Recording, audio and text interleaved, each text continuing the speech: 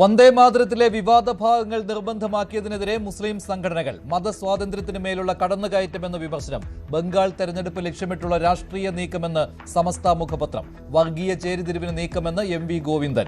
പ്രതികരിക്കാതെ V D Satheesan.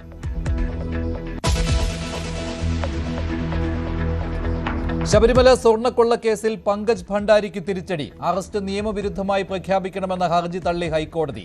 സന്നിധാനത്ത് സ്വർണ്ണപ്പാളി പരിശോധന തുടരുന്നു. സാമ്പിളുകൾ ശേഖരിച്ച് SIT. സന്നിധാനത്തെ നടപടി 3 ദിവസം.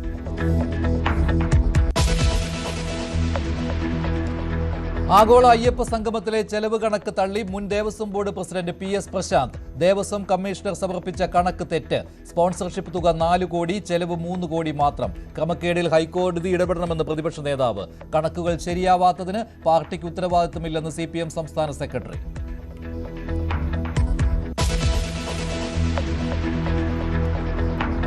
PT കുഞ്ഞുമുഹമ്മദിനെതിരെ തുറന്നു പറച്ചിലുമായി പരാതിക്കാരി. മുഖ്യമന്ത്രിക്ക് പരാതി നൽകിയിട്ടും നടപടി വൈകിയെന്ന് ഡോക്ടർ ആശ ആച്ചി ജോസഫ്. സഹതാപമല്ല, സമൂഹത്തിന്റെ ഐക്യദാർഢ്യമാണ് വേണ്ടത്.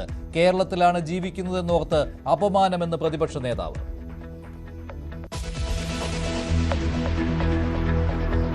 പോക്സോ കേസിൽ മോട്ടിവേഷൻ സ്പീക്കർ പിടിയിലായത് മുൻ പോലീസ് ഉദ്യോഗസ്ഥൻ ഫിലിപ്പ് മമ്പാട്.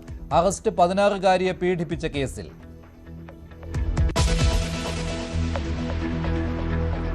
തിരുവല്ല സ്പാ കൂട്ടബലാത്സംഗ കേസിൽ എല്ലാ പ്രതികളും പിടിയിൽ. 7ാം പ്രതി ഷിൻഡോ P സണ്ണിയെ പിടികൂടിയത് ചങ്ങനാശ്ശേരിയിൽ നിന്ന്.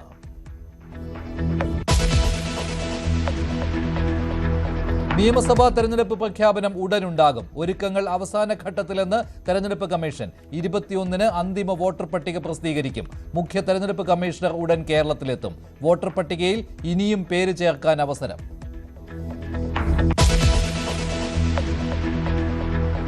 വീണ്ടും ജോസ് കെ മാണിയെ തിരുത്തി റോഷി അഗസ്റ്റിൻ. ജോസ് കെ മാണി പാലയിൽ തന്നെ മത്സരിക്കും. കേരള കോൺഗ്രസ് നാഥനില്ലാത്ത പാർട്ടി അല്ലെന്ന് പ്രതികരണം.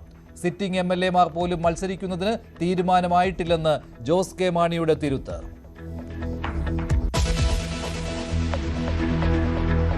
തൃശൂർ പൂരം കലക്കലിൽ തിരുവമ്പാടി ദേവസ്വത്തിനെതിരെ അന്വേഷണ റിപ്പോർട്ട്. ദേവസ്വത്തിന് വീഴ്ച പറ്റി, ഉദ്യോഗസ്ഥ ഗൂഢാലോചനയില്ല.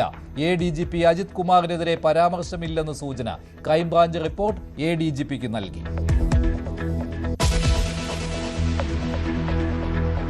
നേരത്തെ പാഠപുസ്തകം വിതരണം ചെയ്യുന്നതിനെ പരിഹസിച്ച രമേശ് ചെന്നിത്തല വെട്ടിലായി.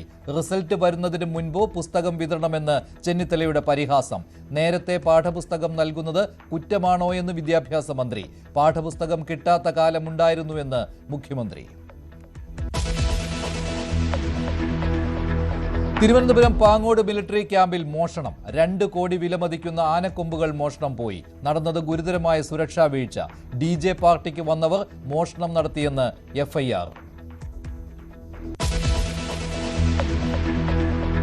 കൊല്ലത്ത് വൻ സൈബർ തട്ടിപ്പ്. കുണ്ടറ സ്വദേശി വയോധികന് 1,65 ലക്ഷം രൂപ നഷ്ടമായി. ട്രേഡിംഗിലൂടെ പണം സമ്പാദിക്കാമെന്ന് വാഗ്ദാനം ചെയ്ത് തട്ടിപ്പ്.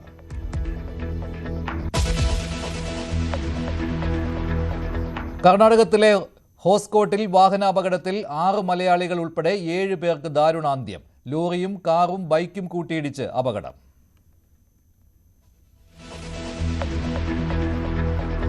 സൈനിക ശക്തി കൂട്ടാൻ സുപ്രധാന നീക്കവുമായി രാജ്യം.